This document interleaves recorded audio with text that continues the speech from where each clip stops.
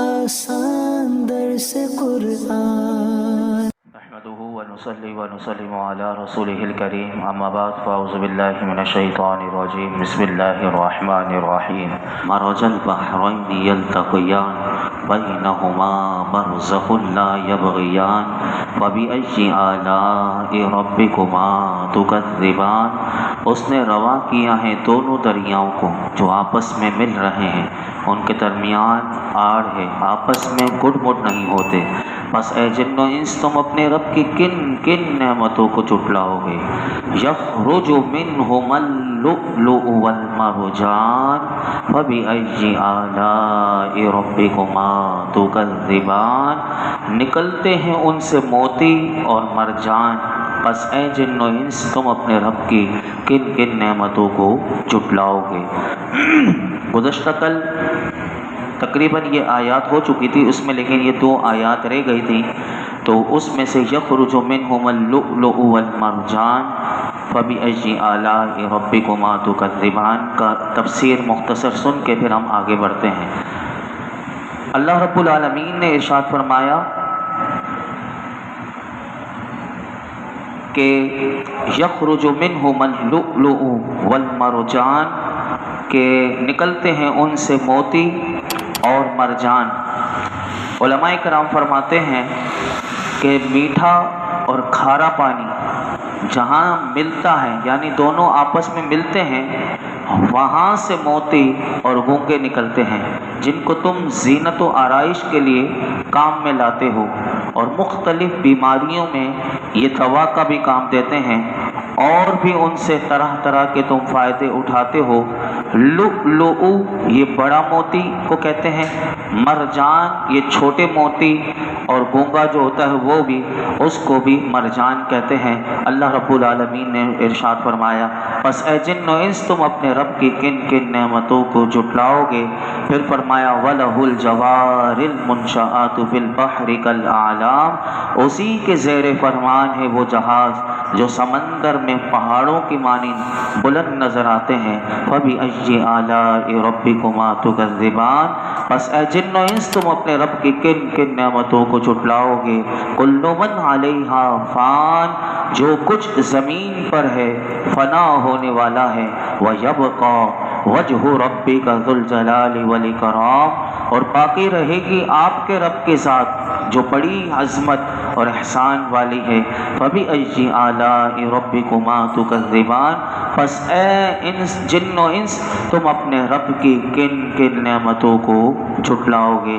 اب آج سے جو آیت کریمہ ہیں اب سنیے، فرمایا یسألہ من فی السماوات والارض کل یوم هو فی شأن فبأي آلاء ربكما تكذبان، مانگ رہے ہیں اس سے اپنی حاجتیں سب آسمان والے اور زمین والے، ہر روز وہ ایک نئی شان سے تجلی فرماتا ہے۔ پس اے جن و انس تم اپنے رب کی کن کن نعمتوں کو جھٹلاؤ گے۔ یہاں پر بتایا گیا کہ آسمان میں رہنے والے فرشتے ہوں یا زمین پر بسنے والے جن، انسان یا کوئی اور مخلوق، الغرض کوئی بھی اللہ سے بے نیاز نہیں، بلکہ سب کے سب اس رب العالمین کے فضل کے محتاج ہیں، اور زبان حال سے اور قال سے اسی کی بارگاہ کے سوالی ہیں۔ اس آیت کریمہ میں اللہ کی قدرت کے کمال کی طرف اشارہ ہے۔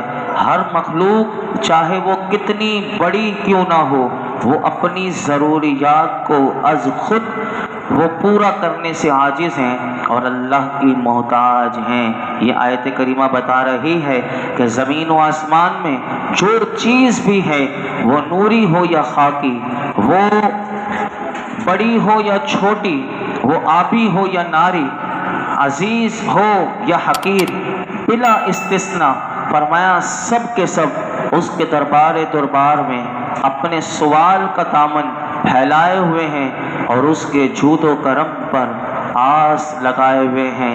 بیمار ہے تو وہ صحت مانگ رہا ہے، بھوکا ہے تو وہ رزق مانگ رہا ہے، طالب علم ہے تو وہ علم کے لیے، گوہر علم کے موتی پانے کے لیے وہ اس رب العالمین کی بارگاہ میں جولی پھیلائے ہوئے ہیں۔ دولت کے طلبگار جو ہیں وہ سیم و زر اس سے مانگ رہے ہیں، ارباب صدق و اخلاص جو ہیں وہ اس کی رضا مانگ رہے ہیں۔ فرمایا کون ہے جو سائل نہیں، کون ہے جو اس کے گھر کا گدا نہیں۔ یہ تو مخلوق کا حال ہے، لیکن رب العالمین کی شان کیا ہے؟ تو فرمایا کل یوم هو فی شأن، وہ ہر روز وہ ایک نئی شان سے تجلی فرماتا ہے۔ یہ بھی ترجمہ کیا، اور اس کا ترجمہ علماء نے یہ بھی کیا کہ وہ ہر دن کسی کام میں ہے۔ دونوں ترجمے بالکل ٹھیک ہیں۔ یہ تو مخلوق کا حال تھا جو میں نے آپ کے سامنے عرض کیا، تو فرمایا وہ خالق اپنی مخلوق کی التجاؤں کو سن رہا ہے، ان کی دعاؤں کو قبول فرما رہا ہے۔ کسی کو تاج سلطانی بخشا جا رہا ہے تو کسی کو نعمت علم عطا ہو رہی ہے، کسی کے سینے میں چراغ معرفت کو روشن کیا جا رہا ہے، اور کسی کو اپنے در کی نعمت بخشی جا رہی ہے۔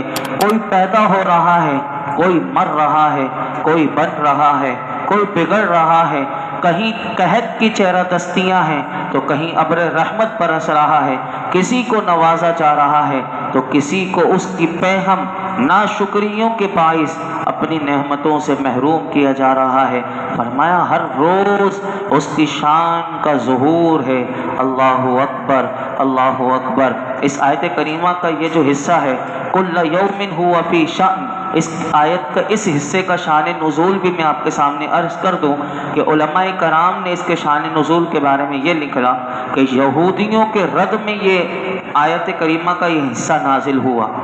یہودی یہ کہتے تھے کہ اللہ رب العالمین ہفتے کے دن کوئی کام نہیں کرتا، معاذ اللہ۔ چنانچہ ان کے اس باطل قول کو رد کرنے کے لیے اللہ رب العالمین نے ارشاد فرمایا کہ اللہ رب العالمین ہر وقت اپنی قدرت کے آثار ظاہر فرماتا ہے۔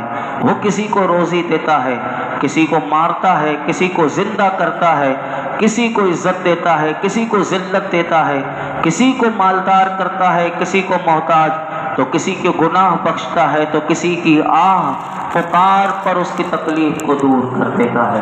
اور میرے آقا علیہ الصلوۃ والسلام نے بھی اس کے ضمن میں کیا فرمایا سنیے۔ میرے آقا علیہ الصلوۃ والسلام اسی حصے کے بارے میں حضور صاحب قرآن اس کی تفسیر کرتے ہیں۔ حضرت ابو درداء رضی اللہ تعالیٰ عنہ روایت کرتے ہیں کہ رسول اللہ صلی اللہ علیہ وسلم نے آیت کریمہ کے حصے کل یوم هو فی شأن کہ ہر روز وہ اپنی نئی شان سے تجلی فرماتا ہے۔ میرے آقا نے فرمایا کہ اللہ کی شان یہ ہے کہ وہ گناہ بخشتا ہے، مصائب و آلام دور کرتا ہے، کسی قوم کو بلندی عطا کرتا ہے تو کسی قوم کو پستی عطا کرتا ہے۔ ایک اور حدیث پاک میں حضور اسی آیت کریمہ کے حصے کی تشریح کرتے ہوئے حضرت عبید بن عمیر رضی اللہ تعالیٰ عنہ فرماتے ہیں، اس آیت کے بارے میں مروی ہے کہ نبی پاک صلی اللہ علیہ وسلم نے ارشاد فرمایا اللہ کی شان یہ ہے کہ وہ پریشان حال کی پریشانی دور کرتا ہے۔ یعنی وہ جو پریشان ہے وہ اس آیت کریمہ کو اپنے سامنے رکھے اور حضور کے اس فرمان کو سامنے رکھے۔ اگر پریشان ہے تو وہ پریشان نہ ہو، بلکہ میرے آقا فرماتے ہیں رب کی شان یہ ہے کہ وہ پریشان حال کی پریشانی دور کرتا ہے، دعا کرنے والے کی اللہ دعا قبول فرماتا ہے، مریض کو شفا دیتا ہے، مانگنے والے کو عطا کرتا ہے۔ اللہ اکبر۔ دیکھیے دونوں حدیث مبارکہ میں کتنی بہترین انداز میں میرے آقا علیہ الصلوۃ والسلام نے یہ ہمیں اس آیت کریمہ کی تفسیر سمجھا دی۔ علامہ قرطبی رحمت اللہ تعالی علیہ لکھتے ہیں، اب دیکھیے کہ بادشاہ بھی کیسے ہوتے تھے، بادشاہ بھی قرآن جب پڑھا کرتے تھے۔ علامہ قرطبی لکھتے ہیں کسی بادشاہ نے اپنے وزیر سے اسی آیت کا مفہوم پوچھا کہ اپنے وزیر سے کہا بتاؤ کہ کل یوم هو فی شأن، ہر روز وہ ایک نئی شان سے تجلی فرماتا ہے۔ اس آیت کا مفہوم اپنے وزیر سے پوچھا، وزیر نہ بتا سکا۔ اس نے بادشاہ سے کہا کہ مجھے ایک دن کی مہلت دے دو، میں کل بتا دوں گا کہ اس کے۔ اب وہ وزیر جو تھا وہ بڑا پریشان تھا، افسردہ تھا، پسمزدہ۔ وہ گھر آیا اور اس کا ایک غلام تھا، کالا سیاہ فام غلام تھا۔ لیکن قربان جائیں وہ بھی قرآن کی تفسیر جانتا تھا. لیکن قرآن سے لگاؤ دیکھیے پہلے کیسا ہوا کرتا تھا. یہ تو ہماری بدقسمتی ہے کہ ہم قرآن سے اپنے آپ کو دور رکھتے ہیں، ورنہ لوگ اپنے آپ کو پچھلے آپ دور میں چلے جائیں تو زمانے میں لوگ قرآن سے کیسی الفت و محبت. اب وہ سیاہ فام غلام نے دیکھا کہ میرا آقا پریشان ہے تو اس نے پوچھا آپ پریشان کیوں ہیں؟ اس نے پریشانی کی وجہ بتائی تو غلام نے اپنے آقا سے کہا آپ مجھے اپنے بادشاہ کے پاس، سلطان کے پاس لے چلیں، میں اسے اس آیت کا مفہوم بتاؤں گا. اب غلام جو ہے اپنے آقا کے ساتھ وہ جب بادشاہ کے دربار میں پہنچا تو اس نے کہا کہ بادشاہ میرا یہ غلام آپ کو اس آیت کریمہ کی تفسیر بتائے گا. تو بادشاہ نے کہا بتاؤ. اب اس غلام نے کیا کہا؟ علامہ قرطبی لکھتے ہیں کہ اس غلام نے کہا اے بادشاہ، اللہ کی شان یہ ہے کہ وہ رات کو دن میں اور دن کو رات میں داخل کرتا ہے، زندہ کو مردہ سے، مردہ کو زندہ سے نکالتا ہے، وہ بیمار کو صحت یاب کو بیمار کرتا ہے، آرام و عافیت کرنے والے کو مصیبت میں مبتلا کرتا ہے، جو مصیبت میں مبتلا ہیں اس کو آرام و سکون عطا فرماتا ہے، جو ذلیل ہیں ان کو عزت بخشتا ہے، عزت والوں کو ذلیل کرتا ہے، وہ غنی کو فقیر کر دیتا ہے اور فقیر کو غنی بنا دیتا ہے. بادشاہ نے جب اسے یہ آیت کریمہ کی تفسیر سنی تو بادشاہ کو یہ بہت پسند آئی تفسیر. اس نے اعلان کر دیا کہ وزارت کا قلمدان جو ہے اس غلام کو سونپ دیا جائے. تو اس نے اس کو انعام میں یہ دیا. اب جب اسے بھی وزارت مل گئی، اس غلام کو بھی غلام والی زندگی تھی لیکن جب وزارت ملی تو اس نے بادشاہ کے سامنے پتہ ہے کیا کہا کل یوم ہوا فی شان. اس نے کہا یا مولائی ھذا من شان اللہ، یہ بھی میرے اللہ کی ایک شان ہے. میں کل تک غلام تھا، اس نے مجھے وزیر بنا دیا، یہ بھی میرے رب کی شان ہے. تو یہاں پر یہی اسی طرح علامہ عبداللہ ابن طاہر، ان کے پاس حسین ابن فضل، انہوں نے ان کو بلایا اور کہا کہ جب یہ بات صحیح ہے کہ قیامت تک جو کچھ وقوع پذیر ہونے والا ہے وہ لکھا جا چکا، قلم اب خشک ہو چکا، یعنی اب مزید کچھ نہیں لکھے گا، تو پھر اس آیت کا کیا مطلب ہے؟ اب سوال دیکھیے اس گہرائی سے بھی سوچا جاتا ہے. تو پھر یہ کیا ہے؟ قلم تو خشک ہو چکا. اب دیکھیے حسین ابن فضل نے کیا کہا؟ انہوں نے کہا کل یوم ہوا فی شأن سے مراد یہ ہے کہ ازل میں جو طے شدہ فیصلے ہیں ان فیصلوں کا اظہار اور نفاذ ہے، نہ کہ نئے فیصلوں کا آغاز ہے. یعنی جو ازل میں فیصلے ہو چکے ہیں اس کا اظہار اور نفاذ ایسے ہو رہا ہوتا ہے. یعنی کل یوم ہوا فی شان، یعنی اللہ تعالیٰ اپنی ہر روز ایک نئی شان جو ہے وہ دکھا رہا ہوتا ہے. اور پھر فرمایا فَبِأَيِّ آلَاءِ رَبِّكُمَا تُكَذِّبَانِ، اے جن و انسان کے گروہ، اللہ تعالیٰ کے جو احسانات تم پر بیان ہوئے ان کا مشاہدہ کرنے کے باوجود تم دونوں اپنے رب کی کون کون سی نعمتوں کو جھٹلاؤ گے. اے مالک ہم تیری کسی نعمت کا انکار نہیں کرتے، تمام تعریفیں جو ہیں وہ تیرے لیے ہیں. فرمایا سَنَفْرُغُ لَكُمْ أَيُّهَا الثَّقَلَانِ فَبِأَيِّ آلَاءِ رَبِّكُمَا تُكَذِّبَانِ. عن قریب ہم توجہ فرمائیں گے، ہم عن قریب توجہ فرمائیں گے تمہاری طرف اے جن و انس. فَبِأَيِّ آلَاءِ رَبِّكُمَا تُكَذِّبَانِ، پس تم اپنے رب کی کن کن نعمتوں کو جھٹلاؤ گے. اس آیت کا یہ مطلب نہیں کہ اللہ تعالیٰ اس وقت بہت مصروف ہے، بڑی کٹھن مہمات درپیش ہیں، بڑے اہم معاملات جو ہیں وہ تصفیہ طلب ہیں، تم سے نمٹنے کے لیے اس کے پاس وقت نہیں. جب ان مہمات سے فراغت ہوگی پھر تم سے باز پرس فرمائے گا، کیونکہ اللہ تبارک و تعالیٰ کی ذات و صفات اس سے برتر ہے کہ کوئی کام اسے یوں مشغول کر دے کہ وہ دوسرے کام کرنے سے معذور ہو جائے. یہاں سنفرغ اس کا یہ مطلب نہیں کہ جب ہم فارغ ہوں گے تو تم سے نمٹ لیں گے اے جن و انس، بلکہ علماء کہتے ہیں یہاں جو فرق لفظ آیا سنفرغ میں، اس کا جو مادہ عربی زبان میں ماضی مضارع سے یہ بنتا ہے فرق جو لفظ ہے یہ اصل لفظ ہے اس کے، تو یہاں فرق فارق کے معنی میں نہیں بلکہ بمعنی قصد مستعمل ہوا ہے۔ اب اس آیت کا مفہوم سمجھیے، اس آیت کا مفہوم یہ ہے کہ اللہ رب العالمین نے ارشاد فرمایا کہ ابھی تو ہم دنیا میں تمہیں غور و فکر کرنے، سوچنے اور اپنی اصلاح کر لینے کی مہلت تمہیں دی ہوئی ہے۔ تم گناہ کرتے ہو، نافرمانی کرتے ہو، ہم درگزر کر دیتے ہیں، لیکن جب مہلت کی گھڑیاں جو ہیں وہ ختم ہو جائے گی اور تم اس دار العمل سے تم دار الجزا میں پہنچ جاؤ گے، اس وقت پھر ہم تمہاری طرف متوجہ ہوں گے اور پھر دیکھیں گے کہ کون تم میں سے فن خوان ہے کہ جو سرتابی کی وہ جرت کرتا ہے۔ تو یہاں پر یہ بات اللہ رب العالمین نے ارشاد فرمائی، فَبِأَيِّ آلَاءِ رَبِّكُمَا تُكَذِّبَانِ۔ پھر علماء کہتے ہیں کہ اس آیت کریمہ میں اللہ رب العالمین نے ارشاد فرمایا، اے جن اور انسان کے گروہ، اللہ کا دیگر نعمتیں عطا کرنے کے ساتھ ساتھ قیامت کے دن اعمال کے حساب کے معاملے میں تمہیں تنبیہ کرنا اس آیت کریمہ کے تحت یہ بھی ایک نعمت ہے۔ تو تم دونوں اپنے اقوال اور اعمال کے ذریعے اپنے رب کی کن کن نعمتوں کو جھٹلاؤ گے۔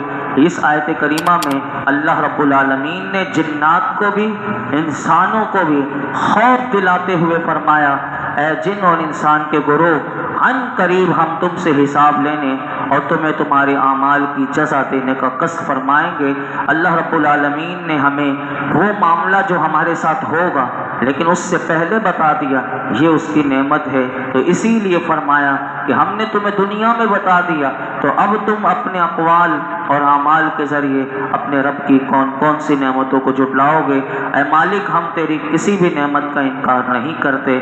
یا رب العالمین، تمام تعریفیں جو ہیں وہ تیرے لیے ہیں۔ اے اللہ، ہمیں اپنی نعمتوں کا شکر ادا کرنے والا بنا، قرآن حکیم کا نور اور اس کا فیضان نصیب فرما۔ الحمدللہ رب العالمین، والصلاة والسلام علی سید الانبیاء والمرسلین وعلی آلہ واصحابہ اجمعین۔ یا اللہ پاک جو کچھ سنا اس میں کوئی غلطی کوتاہی معاف فرما، اپنی بارگاہ میں قبول فرما۔